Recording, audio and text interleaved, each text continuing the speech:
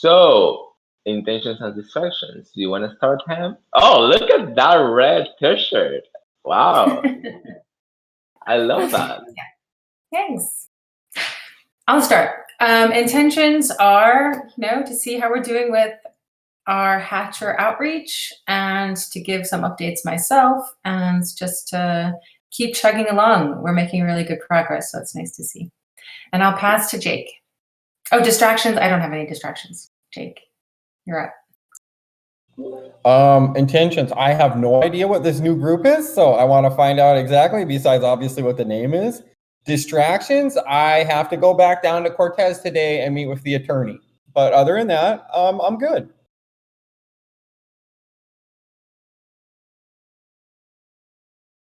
And who are you going to pass to? Yeah. God, I've been gone a week and I already forgot how this works. Livia, go ahead, please. Intentions are to, can you hear me? Okay. Yeah, just give some updates about the last onboarding we had with Griff. And just sync with everyone and distractions. Just it started to rain so much and then it got super loud everywhere. It's quite nice, but yeah. And I pass to Zaptimus. Did she go yet?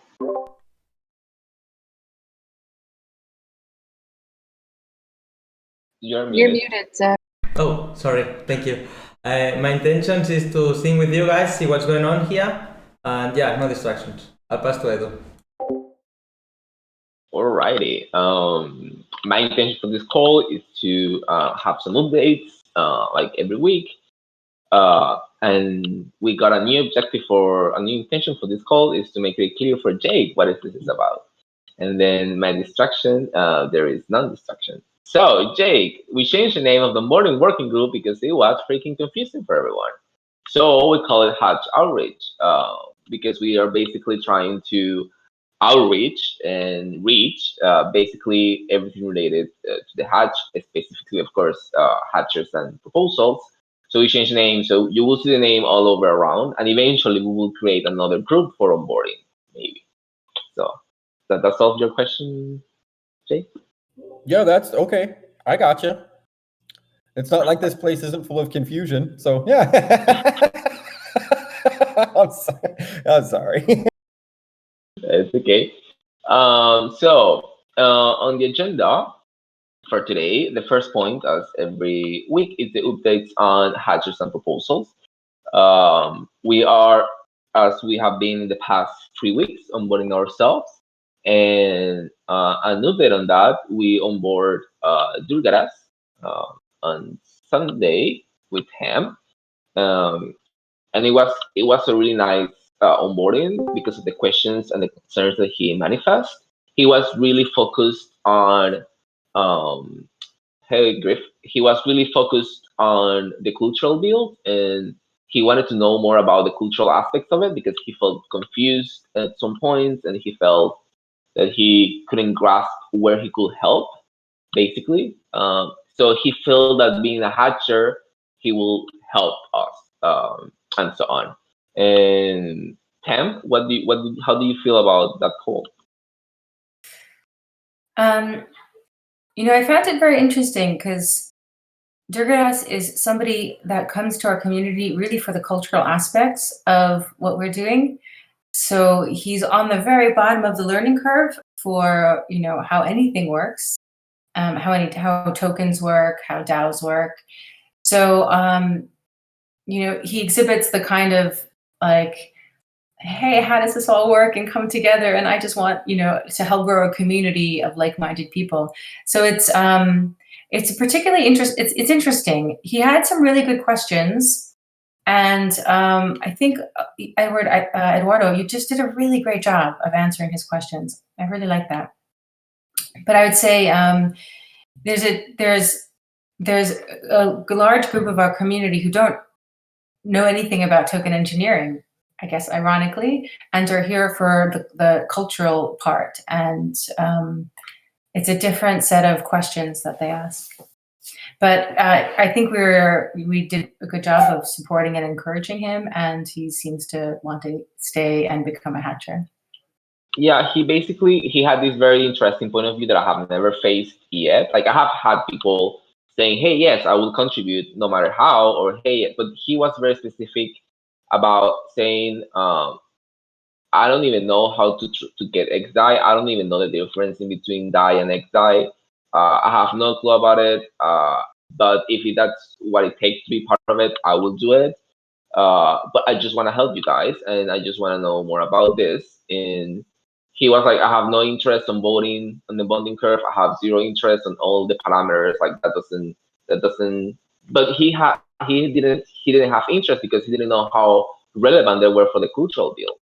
So it was this kind of interesting connection that he feels that he could disconnect from the technical part, but in the practical aspect, you cannot disconnect from the technical part because it will affect you because that's part of the cultural deal. So it was a really interesting call because you can see how you can attract people also in other aspects and sort of along the way build a path together towards understanding of the whole concept. Not only probably the reason why the people just jump in, it's one aspect of the project, but then it's interesting to see how we can actually make them integrated in a way that they can get the full picture of it, if it's possible, to someone learning curve. So that was an interesting one. How did it go on your onboarding, Libby, with Griff?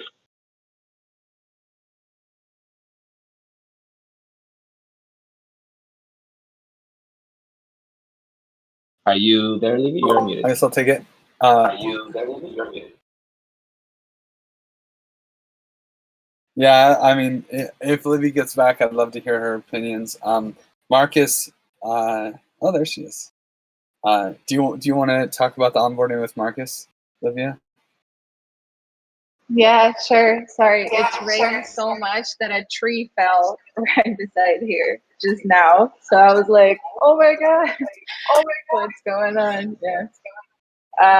Yeah, Marcus.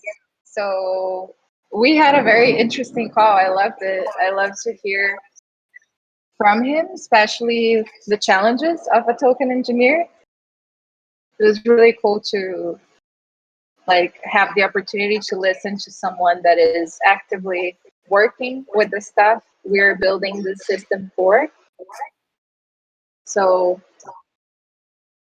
yeah, I have a list of his questions here. I'll pull it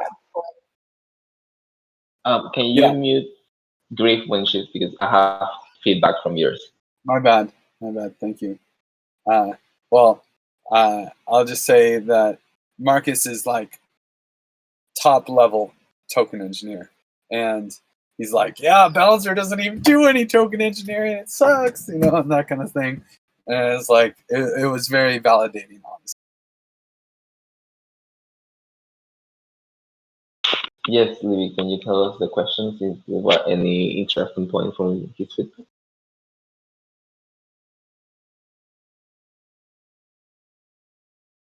Yeah, I'm opening here, but I think the most interesting point was that he wanted to see what we're going to be supporting to base his soft commitment on.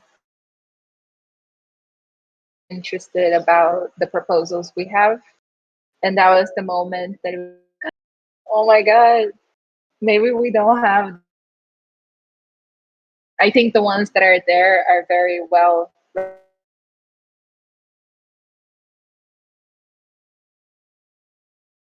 You get cut a little bit. Start. Mm-hmm.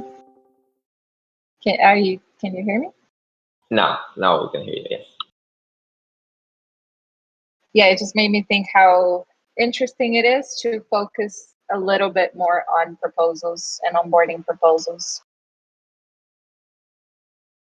Yeah, that's the reason why I was mentioning in the past weeks the urgency to get more proposals, because it will come to a point that we will need that SAP to be also onboarding hatchers. It's part of the balance.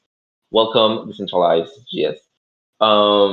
Regarding Griff, did you onboard someone else? Well, with Tamara, we did just earlier today. We did Luke, Pat, and Ruben from PrimeDAO. They also, like Pat and Luke, are definitely token engineers. Maybe not like level 1 like Marcus, but like, you know, who's like block science, like, you know, this is how you use CAD kind of token engineer. But these guys they've launched a couple bonding curves already, you know? So they had a lot of interesting questions about like just strategically how we're gonna, you know, involve the big money players like venture capital people and stuff like that. And I wiggled around to get like, you know, good answers for them. But yeah, I think they really get it, and we got some really good feedback. I don't know, Tam, do you have anything to add? Yeah, you know, I was just, you know, juxtaposing Durgadas with Luke and Pat and Ruben. It's just opposite sides of the spectrum, really. You know, somebody who's coming for the cultural build and doesn't know anything about, doesn't know the difference between DAI and XDAI yet. He does now, but it's a slow progression of learning, to people who've launched their own DAOs. They've asked questions and maybe even had some skepticism that we were not aiming high enough, big enough, in terms of how we could very quickly grow and scale. And I thought that Griff's response, or like fielding those questions, was handled really well. And it's essentially around, you know, we're not looking, God, I'm going to paraphrase this, so I hope I don't get it wrong. Correct me if I do, but we're not looking to, you know, launch something enormous. We want communities, regenerative communities. And that's the main point, not to have an explosion of growth from everywhere. And they asked more technical questions, and then they asked more like ecosystem questions, like can a DAO be a hatcher? And right now it's just individuals that can be hatchers, not DAOs. But they definitely had a very different perspective than I've heard in our onboarding sessions before, that I thought was really neat. I have some notes and some questions that I'll add to the FAQ as soon as I can. Hopefully, hopefully before the weekend. But if not, I'll get to it this weekend. It's in our hatcher feedback form right now. And I should say, yeah, regarding that, the FAQ call with Nate is tonight. So I don't know if you think it's frequently asked, maybe during this call might be good. Okay. I was going to ask this to Livy, if the questions from Marcus were added to the frequently asked question. Like, it will be nice to, since we have these questions fresh, at least in the moment, just 5 minutes after the call, to have these questions put it there, even if they are not answered, you just place in there, so we can come back at them later on. Because what happens to me is that sometimes I forget a week. If I wait until now for writing them down, I will just forget the context or why he asked that, or all these kind of things. So, okay, that's nice. And just again, like for everyone, if you have questions, there's a deadline tonight. Tonight, Nate and I are going to answer all of the FAQs. So if they're not in there tonight, they probably will never get answered. I'm sorry. I think it would be nice to ask this question. I don't know if in the comment stack, Telegram, just like an outreach to the community, like, hey, do you have any questions regarding this before tonight's call? I don't know how good of an idea that is, but maybe we will find some questions out there, and it will be a nice engaged way to just say to the people in Twitter, like, hey, pop out any questions that you may have, we will answer them and get back at you, or something like that. I don't know. Jessica is not here, but I've just put it out there. All right. So how did the AMA go, Libby? Did you how do you feel with that? We had 2 guests today. Yeah, just very quickly, where do I find the FAQ? Can we put in the agenda, or is it there? Yeah, I will send it to you in Telegram immediately. I think it's good to put in the agenda, because then it's always there. Easy to find. You are about right. Thank you.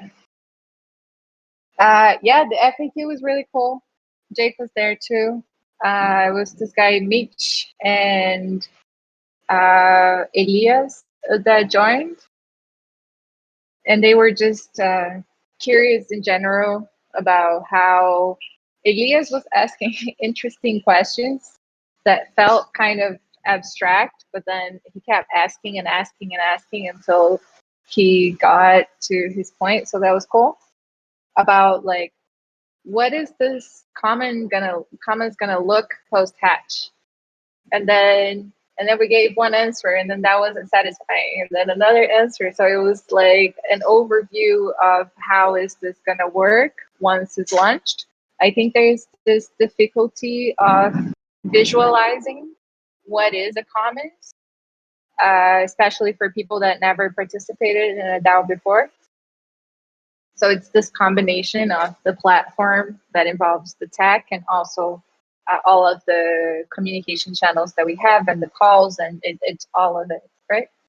And then Mitch was very interested about the bonding curves, and Jake also already recruited him for the Tech Params working group, so that was also cool. All right, thank you so much. So regarding these community calls, we opened a new community call as a suggestion from Tam for having a hatcher outreach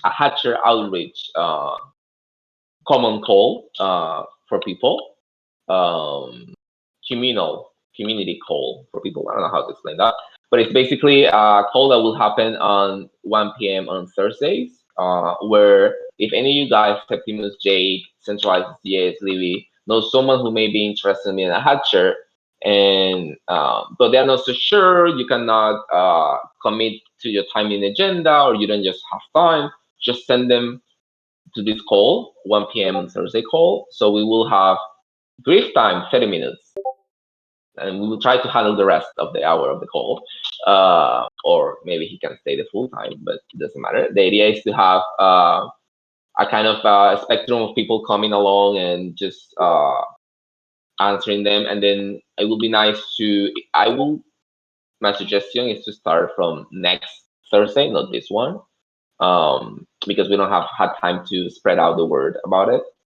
But also, it will be nice to work on, for example, how do we do the follow-up? Like when people say they won't make sub-commitments, probably, we won't ask for sub-commitments in a public call, but then we will need to do a follow-up. So it will be nice to, how we do this follow-up? Do we divide, do I need a second person also in the call, so that person can also like keep notes and keep track of who say yes or who, like, this process of the follow-up, I think it's quite tricky for a community call. So I accept suggestions on the matter, whoever wants to suggest.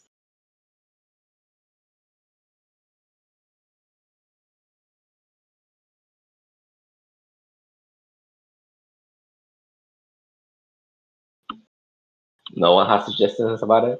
How to follow up the community call after the call?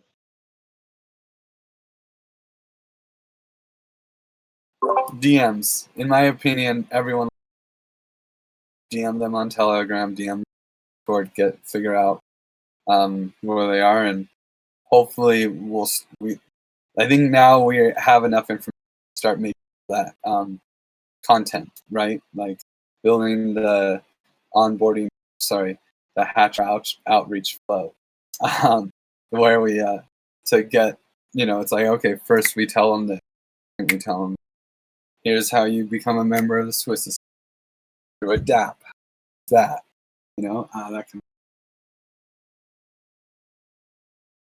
Yeah, I was thinking about I don't know which is better. I think it's a matter of trying it out, about the last part of the call, which is the sub-commitment part, to just let them know, like, hey, this is where the call ends, but if you are open to questions or want to make a commitment, just write to us personally, and we will follow up your commitment, or how to be a hatcher and stuff.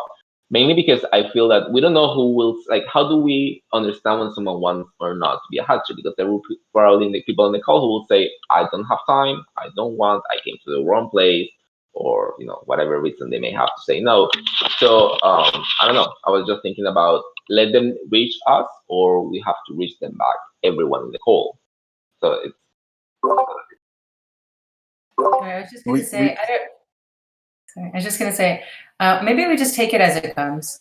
Ideally, the onus is on us to reach them, I would guess. So we should make the effort to anyone who's come and spent an hour with us. We should make the effort to at least send a DM that's like, hey, I want to follow up, and we'll pre-advise them that we're asking for soft commitments, and the reason we're asking for it is so that it would help us set them in, like understanding the reason we're doing it will make people more liable to offer their soft commitments. So we can explain that we're doing it to know how we should where we should set our min raise. And then we just follow up with them one by one. I mean, we'll see if it's 50 people, if it's 2 or 3 people a week, it's manageable. And if it ends up becoming unmanageable, maybe we can recruit some people to help with that part. We just have to remember, initializing a bonding privilege, and this is a good opportunity. We want to hunt them down because we want to help them. We want to help them get in on this.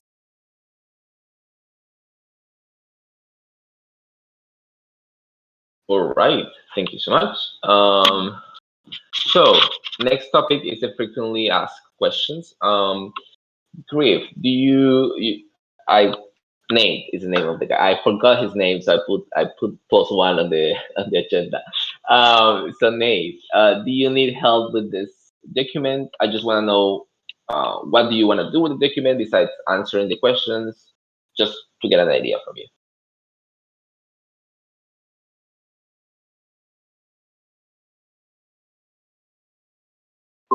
Sorry. So the plan is to. I zoned out, but I think I know what the question is. I was looking at my calendar. I was like, what time is that call?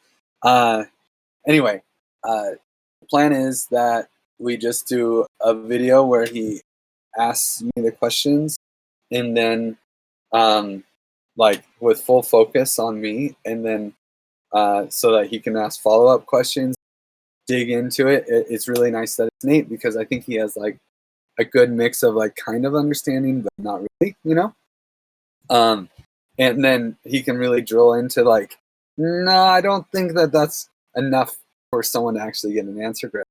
Like, come on, and then that will be a recorded video. He goes back and actually writes up the answers to the FAQ, and then how we go from there. Perfect. So it will be like a pitch elevator kind of process where like feedback come back and forth. Yeah, addition process. Okay. So are we gonna? Okay, that's basically what I wanted to know. But we will end up with a Google Doc with lots of answers. But then I assume that this needs to be a Medium post or on our website or something. Yeah, I think it could be a Medium post, which will be the base of the How to Become a Hatcher entire page. Like, this is an element of it. So yeah, and it will be like your voice along with Livy's content, and her presentation will be also part of the things that I will probably use for the video one. Jake, were you gonna say something? So we actually almost have official documentation that we can share with, because I've been maintaining conversations with people outside of the TEC, and I still don't have really like good directions to send them or give them data. And it's really just been conversation, which is fine. But if we are like almost to that point, it'd be great, because I've about extended all I can just continue to say about, oh, well, we're doing this, and well, you should see this. Like, they're interested, and I would really like something to share with them. Specifically, one of them has a potential of outreaching sending me to all kinds of people, like a lot of people. And that would be really, really cool if I already had this stuff ready. So we're almost there. Almost? Like, yeah. Maybe? We are trying to get there. Yeah.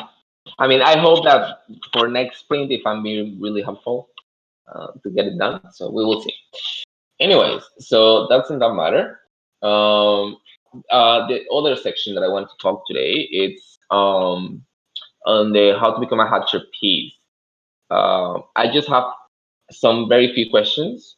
So we will pass it. I will ask the questions and I will pass it on to everyone. And I just want a brief answer from everyone. So the first question is, what did you feel you would like to know when you arrive? What was the first thing you would like to know when you arrive? Livy. What was the first thing I would want to know when I arrive? Yes. I think, what is the purpose? Like, if I am contributing with this, I'm contributing with what? In the bigger sense. Can you pass it on to someone else? I pass to Griff.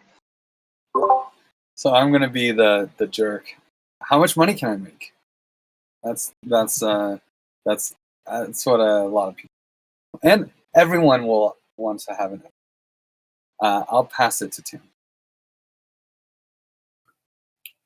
We did get this question asked again by, I don't know, remember it was Pat or Luke. And it's my question when I started with Common Stack. So I came in a different way. But the question is, what's the difference between Common Stack and TEC? Or what's the connection between Common Stack and TEC? And I'll pass to you, Septimus. Thank you, Tam. For me, it was like how much can I learn when I first joined? And I'll pass it to Jake. Out of the loop for a little bit. Ironically, I've also been asked why I can't participate, and it was really interesting. It was kind of tough at the time. And then because it was more like, well, then why? Why don't you want to be bigger? And that was tough. That was kind of a tough conversation initially. But what was the other one? What decides TEC? What decides token engineering? That was a tough one too. What are you declaring as token engineering? And that was, for me personally, even despite the parameters and everything, was a tough one. And it was kind of interesting because also today, this is how the universe works. Like things kind of like just keep showing up in front of you. So like today in our call with Livia and the AMA, I'm not going to say his name right.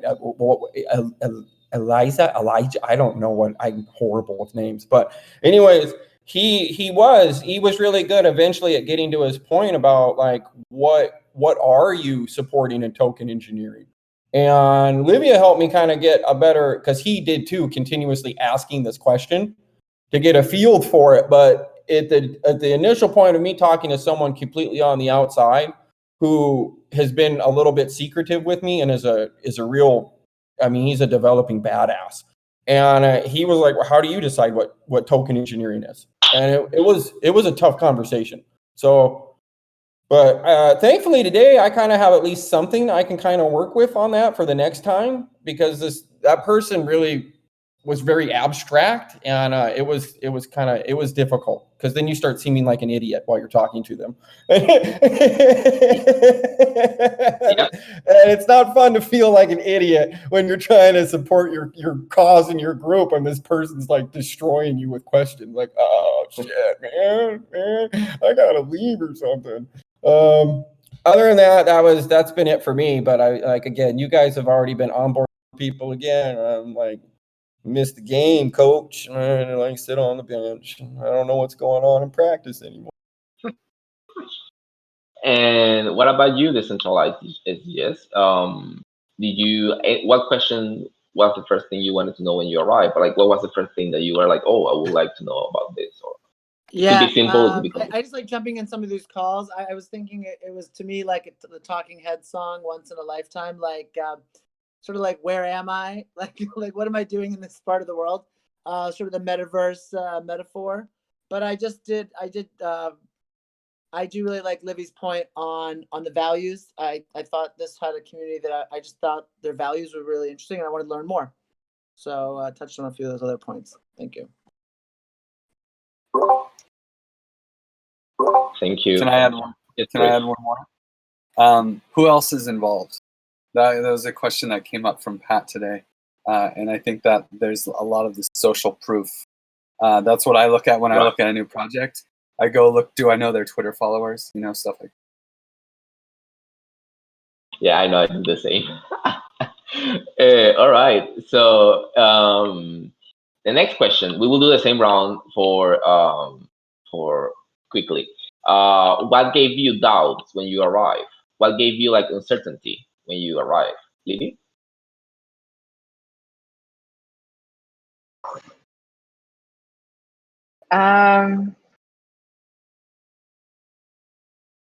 Well, I think I can only speak about the TE because when I arrived in the TEC, it was very fresh. But the TE questions I had was, what does it mean to become a token engineer? What do they do? Like how far does it go? The token engineering discipline. Okay.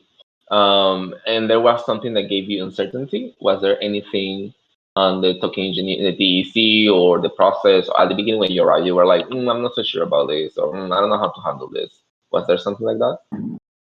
Yeah, I think my biggest question until now maybe is I saw that flower of the token engineering, and that flower talks about a lot of disciplines. But then when I hear about what is a token engineer, that is the person that is modeling and creating open source tools and working in the simulations, I think like, oh, they are a few parts of this flower. So how do we integrate the others and also call it token engineering? Like, how can we make it the whole integrated? And does a token engineering always need to be in a group with other token engineers that are focused on different parts of the process? Or can one petal of that flower carry the car and say like, this is the front of token engineering? Thank you, Libby. What about you, Tam?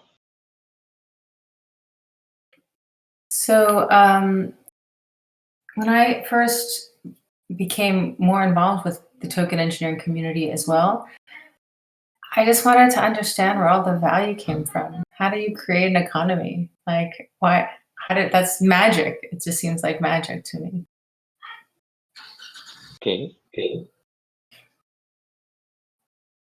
Septimus? Remember that the question, it could be about something so silly as you didn't know how to use the Discord. Or it could be metaphysical, it could be practical. So don't lose the spectrum of what gave you doubts. Can you repeat the question because I didn't fully understood? Yeah, when you arrived to the TEC, what gave you doubts or uncertainty? Well, being honest, I mean, I was like kinda lost in somehow, but I mean, I don't know. My best friend told me to get involved, and that thing made me, yeah, let's go with this. I mean, yeah, let's just have some fun. Yeah, I didn't have like, I mean, yeah, there were a lot of things I didn't understood, but I was just keep going in, and the more I was in, the more I was understanding, and the more involved I was getting with.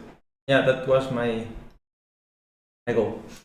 I'll pass it to Griff. I think you passed it to me. Yeah, what gives me doubts, like, can we really make money by creating token engineering public goods?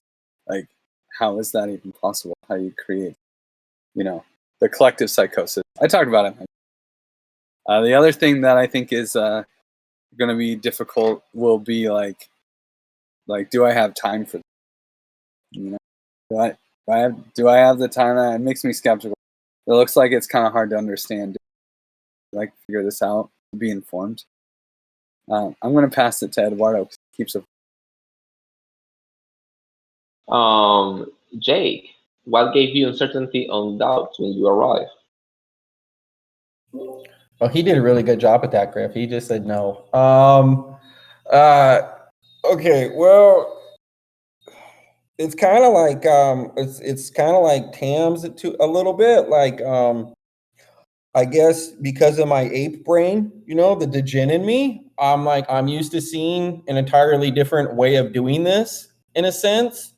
And I'm like, how the fuck are we gonna make money? Like this is really different. And part of me, you know, he gets really skeptical because it is such a new approach. That doesn't mean it can't work, but it's really different than the overall that like most that like 90%, 95% of DAOs are going to do. You know what I mean? And it's really good to go against the grain, because if you knock it out of the park, you're going to do it. You're really going to do it. But it is hard. It's a hard road to walk, and it's like it's all on us, and it's easy to get skeptical. And when like Griff said too, like, you know, we're not just creating, we're relying on others to participate in this bigger idea, and then we'll implement a curve, and then we'll create something, and we'll try and make it sustainable. It's a lot to sell the right people, and it's kind of scary. Like, can we really do this? It's one thing if we get a certain group of people, but can we keep getting people, or are we just going to rely on these people?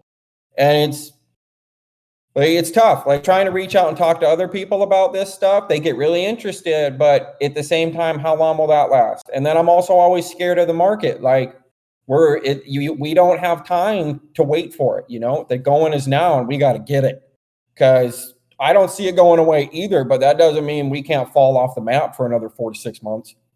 I mean, these are things in my brain from all the previous stuff that's gone on. That doesn't mean we can't change and adapt and have new conditions with an ever-changing technology. You know, it's not just about markets. It's this whole new industry of just all of this, you know? So it's just crazy. So those are the things that, that's what really bothers me sometimes. Okay, what about you, decentralized SGS? I mean, I just sort of loiter around, so I always wonder what my added value. I try to contribute where I can, because I get a little lost in so much information, but I like to just attach a lot of different things. So that would be probably my, and yeah, I just really so much enjoy the approach that you're taking. I think someone said it is a little different. Than I've been involved in some other DAOs, and I just find this sort of heterodox. So I think with that always comes a bit of wonder and magic, but that's it's really attractive. So yeah, but not for everyone, maybe. Anyway, but yeah, I try to contribute what I can in that. So that's all. I think was the last one, was I? Yeah. Yeah. Okay. Good. Thank you. Then briefly, Eduardo, everyone. you're missing. Yes, I'm missing. Because I'm not. Well, okay, it's fine. What gave me doubts and uncertainty? It gave me doubts and uncertainty. The lack of clarity in the content. That was what gave me uncertainty, because for me, if it weren't because I arrived to calls and the calls were organized, the documentation and the information processes will have been too confused for me, or it will meant for me the organization was not very well structured. But since the calls were really structured, everyone was really good, it immediately shaded away that doubt.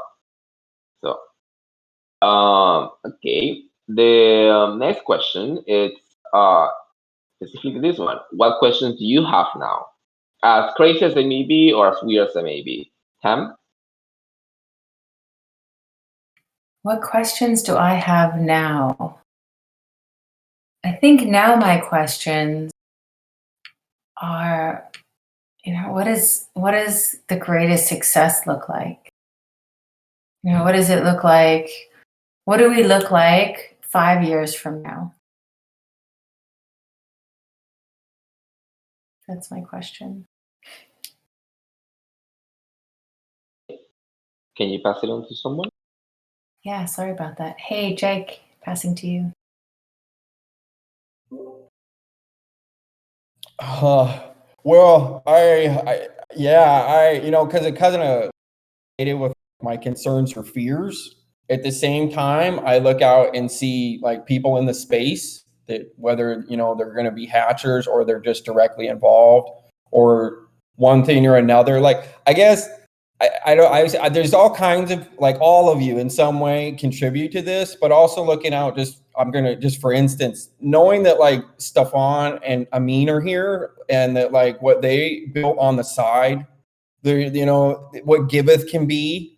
There's all these other people that like in some way or another where there's these communities of just more communities. And it's a real positive side, like there's just so much room for potential here and growth and progress with not just the TEC, but whatever else could come next. We don't know that. We don't, like Griff said, like, am I have time for this? Look, we could make the TEC and we could fund little projects and we could encourage token engineering and something else could come up that's just amazing. And that's crypto. And next thing we know, we're doing that. And this is somebody else's thing. And new people step up. I mean, I'm not saying that, but that's crypto. We don't know. And I think with what's going on and the advancement space, like it's crazy to think like 4 years ago, we would have this whole other side of crypto and token engineering, and we'd actually be trying to do something else where everybody was really just trying to get rich. Like it's positive. We're making good steps. And the question Griff. is? No, you have to pick a question that you have now. You haven't made clear what question that is. Oh, I guess maybe I didn't, did I? I kind of like I guess I'm kind of like Tam all the time. What does our future look like? I kind of in that same boat. I'm kind of like, actually, you know what? Well, she just said it too, our accomplishments, but, I'm really excited to see what we can do for token engineering because it's this huge giant question, and it'd be really cool. What can we do for it? Thank you, Griff. When do we hatch? That's my big question. I'll pass it to Olivia. I think my question is more like a curiosity of like, will the culture work when the tokens come in? I think that's what I think about every day. It's like, is this gonna hold the?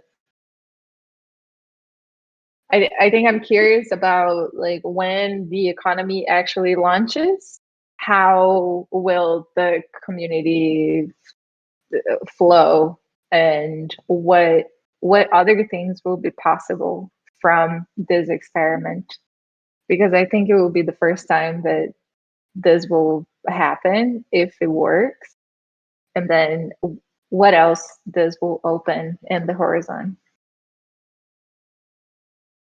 I pass to Septimus.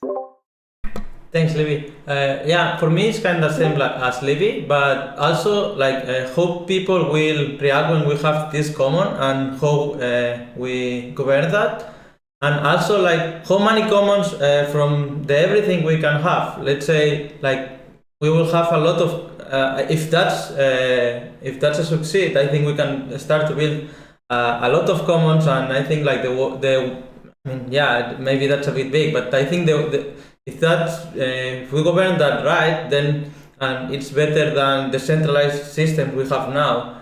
That can be like a huge potential to govern other commons on the world, and I think that made me super curious. I want to keep learning on that, and I'll pass it to the decentralized. Sorry to interrupt.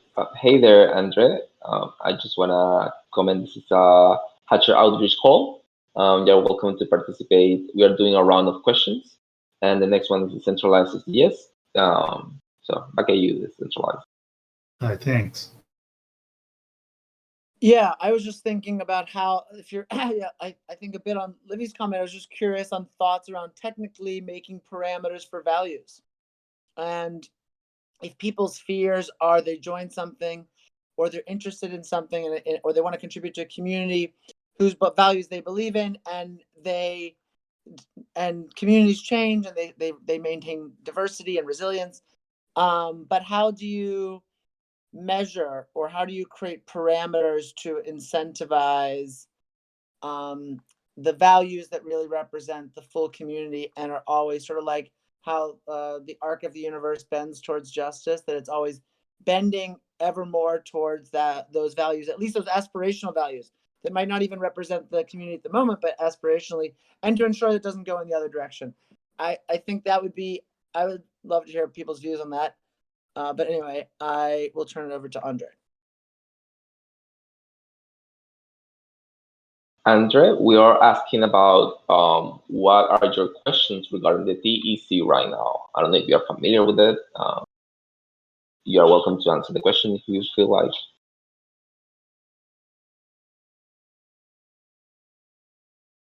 Sorry, I had a problem here with my camera, but I'm entering the community now. I'm a developer. I'm a business developer and developer in the legal counsel in NFT market, and I got in touch with Angela, and I'm exploring the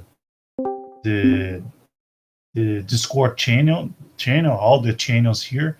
I'm very interested. I'm working in a project here now about a marketplace, NFT marketplace, and I think there is a lot to learn here in the community about our tokenomics and our legal aspects of our token offerings.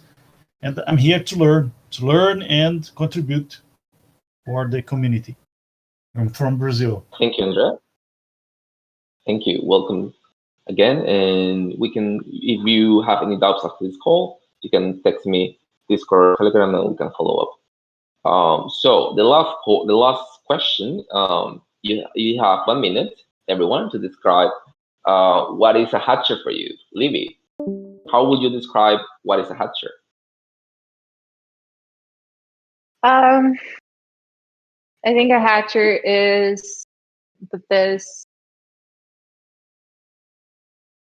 person that is aware of token engineering, aware of what is a commons and what is a decentralized community, and they have a certain type of expertise to participate in this very early stage in a way that will nurture this economy and protect from any harm that we would have if we had a totally open hatch. So it's this privileged group of people that can offer expertise and protection to this new economy. And I pass to Tim. Oh, I like that definition a lot. I would say a TEC hatcher are people that have an interest and a motivation for the advancement of token engineering, for having more better tools, better research, better outreach, better education, who have the motivation to help shape the future of token engineering, and who want to participate in advancing it as a field. I'm going to pass to Durgadas. Welcome. Hi. The hatch idea is interesting to me because it sort of gives this idea about giving birth to something, but it also has this idea about almost like being in a shell. And so I almost feel like the cultural build that we're doing is a bit of like we're growing inside of this shell. And so yeah, it's interesting. I guess we're all in this shell together. So for me, I always think of that sort of visual, and and I'm less about the sort of tech and more into the sort of overall philosophy of it. The Aragon video that Griff was in was very inspiring to me, and so for me, a hatcher is somebody who's not just interested in the economic aspects of it, but what the implications of that are, and what they what they could mean for basically the freedom idea. Getting beyond this sort of postmodern way of doing things into the metamodernism sort of idea, and that's what it is for me. Thank you, Durgaras. Jake, what is Hatcher for you? A true believer. Someone that really, again, advancing token. And a genuine true believer in that and how we're going to do it. I mean, I'm not putting too much more into that, because I got to keep saying advancing token engineering. That's what we're doing. And that's it. They're a true believer in the field of advancing token engineering. Welcome to the TEC. Septimus? Yeah, I'm kind of aligned with what Jake says, and I also think like a Hatcher is a value-driven person. And I'll pass it to Griff. Yeah, I like that. Value-driven and trusted, a curated, trusted individual who is willing to put skin in the game, either by contributing to the hatch with funds or contributing to the cultural build with elbow grease to advance tokening. And skin in the game so they can be rewarded if they succeed. I'll pass it to DSDGs.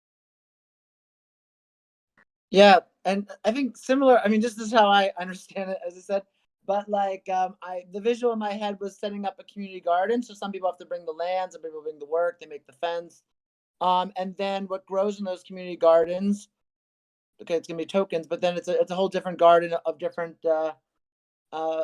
things that are then harvested even at different times. So, but I see what you guys what's being set up is sort of this just the bare outlay of a community garden where hopefully a lot of value derives from. Thank you so much. So we finished this exercise. The idea of it was to gather some consensus or community feedback on this aspect for the piece of the article and also for the video, because mainly I wanted to have feedback in things that were on the top of your mind, or basic stuff that we probably have never asked ourselves, or we may have, but we have not said it out loud. So it was about, if we have these doubts, people out there will have it too. So it's a basic principle for me. So it was a little exercise to just try to get a piece that will sort of visualize or have it the information that it's needed for someone to understand what we are doing. So thank you so much for taking the time of doing that. I know it was like quite different from our usual calls. We don't have much time. The two other things I want to talk about, we have an audit review with Septimus. Day before yesterday, yesterday we had this audit, and he basically mentioned very interesting things, some feedback on it. I don't know if the document will be shared, Septimus, with the community, with the questions and stuff. But basically, the feedback that I got from it is that there are some things that needs to be clearer. Like, we had documents within documents, so the access to some information maybe was not the clearer for some people. So it needs to be more transparent in that sense, and also having more consensus on certain processes. So it was a really interesting process of the audit with EB and Septimus. That's one thing. Then the second one is to ask everyone if you consider if we should have a Telegram group just to handle people when like, or we just keep it as it is, because we are not a fixed group of people. But I don't know what you guys think. Mainly the use will be to onboarding people, to update people on like, hey, I have this guy, hey, I have this person. You can still do it personally, but I'm just wondering if do you guys think it would be a good idea? So just feedback on that. Why wouldn't we use the new Discord server instead? Gotcha. Does everyone agree with that?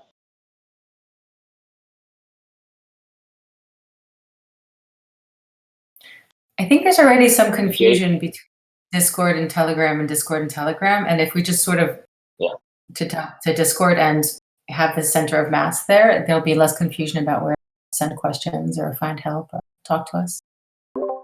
And then, Durgaras and Jake, I cannot see your faces. So what will you say? Will you prefer a Discord for that? A separate Discord just for this?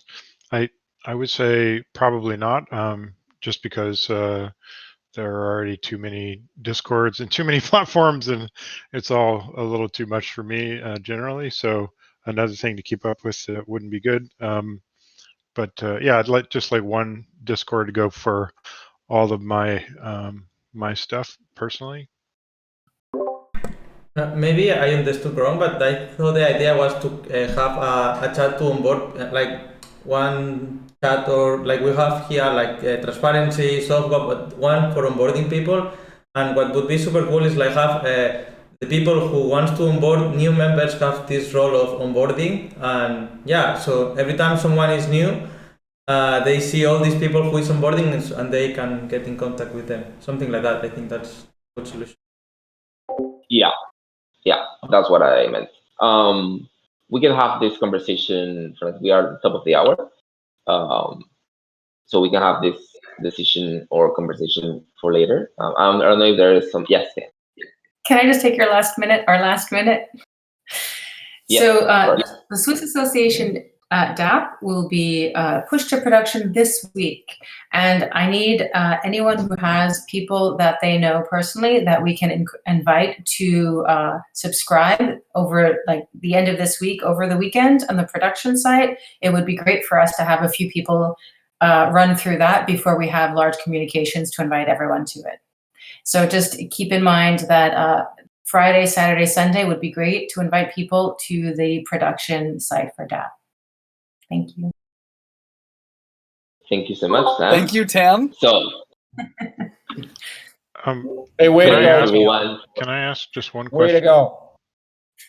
Yes, go ahead. Since we're kind of a curated group here, and it seems like there's a lot of us, I know probably two other groups that are looking to sort of DAOify at this time. And what I'm trying to figure out is, I understand that the intentional part of the Token Engineering Commons was to serve as a template for other things.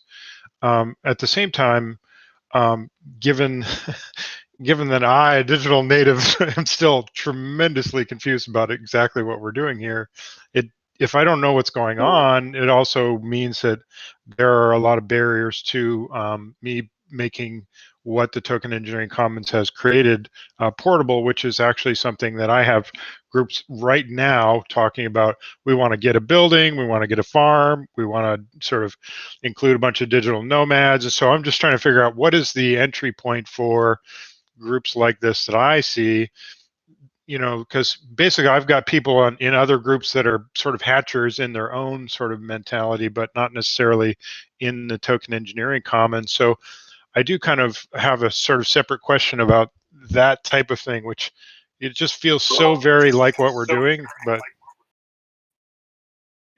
anyway, that's it. From that direction, it's a sad story, unfortunately.